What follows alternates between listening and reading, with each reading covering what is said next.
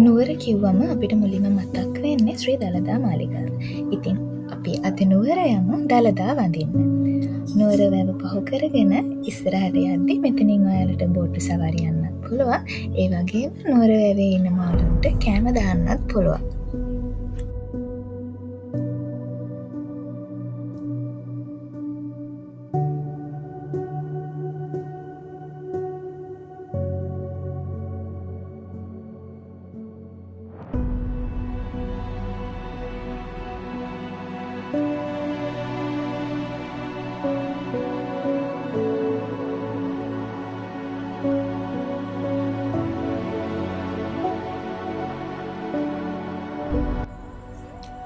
එලියෙන් ලස්සන මල් වට්ටියකුත් අරන් අපි දැන් මාලිගාව ඇතුළට යන්නයි හදන්නේ. ඔයාලගේ ඇඳුම ඇතුළට යන්න සුදුසු මදි වගේ නම් චෙක් පොයින්ට් එකෙන් ඇතුළට යද්දී රෙද්දකින් ආවරණය කරගෙන තමයි යන්න දෙන්නේ. චෙක් පොයින්ට් එකේදී ගෑනු අය වෙනමත් පිරිමි අය වෙනමත් පොලිමක යන්න ඕනේ. අපි දැන් චෙක් පොයින්ට් එක පහු කරලා ඇතුළට ආවා. මේ මාලිගාව ළඟටම ගියාම තවත් චෙක් පොයින්ට් එකක් තියෙනවා. ඉතින් ඔයාලගේ සපත්තු සෙරෙප්පුවෙන් මේ හැමදේම පරිස්සමෙන් තියලා යන්න තැනකුත් තියෙනවා. අපහු මේවා ගනිද්දි මතක ඇතුව ඔයාලට අපි දුන්න අංක 1 ඔයාලට කැමති ගාණක් දීලා ආධාර කරන්නත් පුළුවන්. මේ තියෙන සඳගල පහු කරන් ඇතුළට යන්න තියෙන්නේ මහා වාහල්කඩ යටින්. ඇතුළට එද්දී අඹරාව දකින්න ලැබෙනවා. ඉතින් මේ අඹරාව පහු කරන් ඇතුළටම ගියාම අපිට දළදා වහන්සේ වඳින්න අවස්ථාව ලැබෙනවා. මේ තියෙන්නේ දිනපතා තේවාවන් පවත්වන වෙලාවන්. ඉතින් මාලට මේ වෙලාවට ගියොත් දළදා වහන්සේ වැඳ ගන්න පුළුවන්. දළදා වැඳලා පහළට බහිද්දී පත්තිරිප්පුව තියෙනවා. මේ පත්තිරිප්පුවේ තියෙන්නේ පුස්කොළ පොත්. ඉතින් ඒකත් බලාගෙන එතනත් වැඳලා පල්ලෙහාට ආවම අපිට බුදුමඳුරට යන්න පුළුවන්.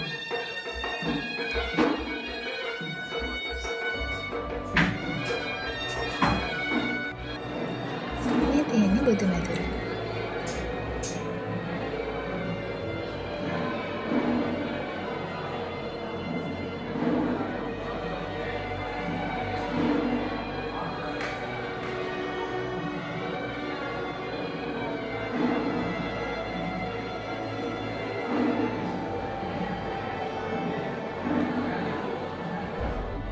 බුදුමැදුරෙන් එළියට ආවම දළදා මාලිගාවේ තියෙන කෞතුකාගාරයට යන්න පුළුවන්. එතන ටිකට් එක වැඩිහිටි කෙනෙක්ට රුපියල් 50යි, පාසල් සිසුන්ට රුපියල් 30යි ගන්න. කෞතුකාගාරය බලලා එළියට ආවම දකුණු පැත්තේ තියෙනවා ආසියාතික රටවල බුදු පිළිම තියෙන ඉන්ටර්නැෂනල් බුද්දිස්ට් මියුසියම් එක. ඉතින් ඔයාලට ඒක බලන්නත් පුළුවන්.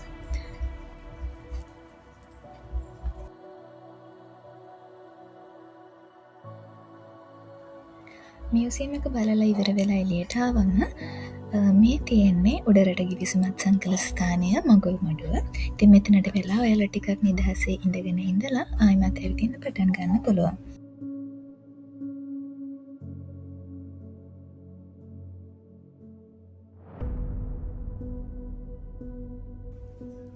දැන් අපි මේ යන්නේ හඳුන් කූරු පහන් පත්තු කරන්න.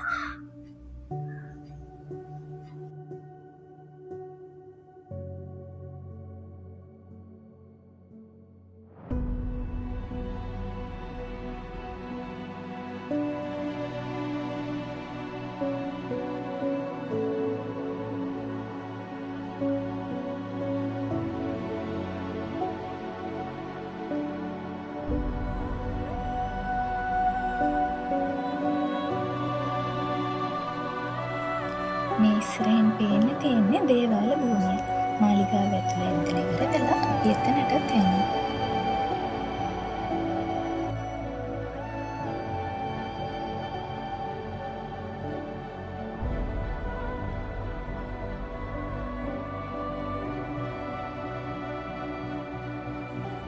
දැන් අපි යන්න හදන්නේ රාජා කෞතුකාගාරය බලන්න. රාජා කෞතුකාගාරය බලලා ඉවර වෙලා එතනින් පහළට බැහැලා අපි ඊට පස්සේ යන්නේ නවීකරණය කරපු තවත් කෞතුකාගාරයක් බලන්න. මේක ඇතුලේ ෆොටෝස් වීඩියෝස් එහෙම ගන්න බැහැ.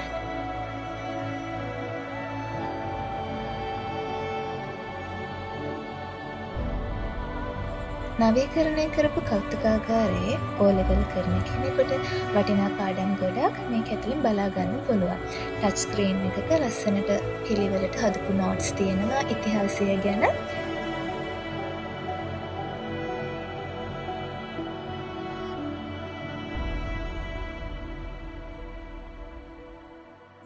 එතනින් එළියට ආවම අපිට යන්න පුළුවන් විවෘත කෞතුකාගාරයට.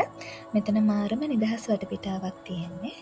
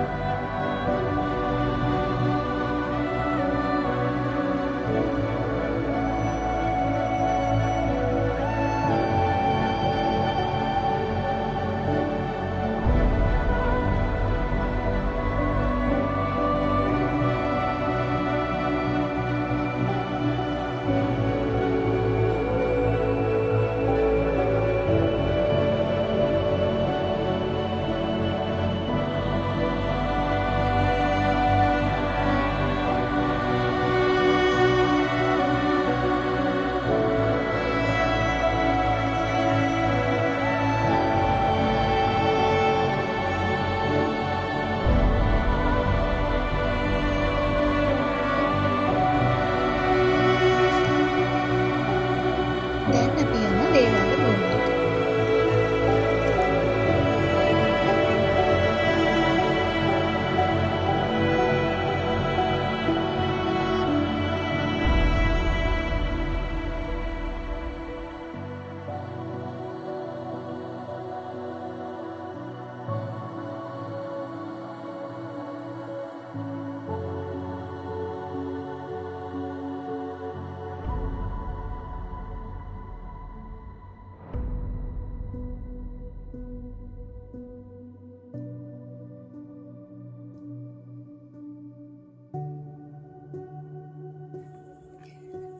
මාලිගාවෙන් එළියට ආපු අපි දැන් යන්නේ උල්පැන්ගේ බලන්න. ඒ කියන්නේ බිසෝවරු නාපු තැන.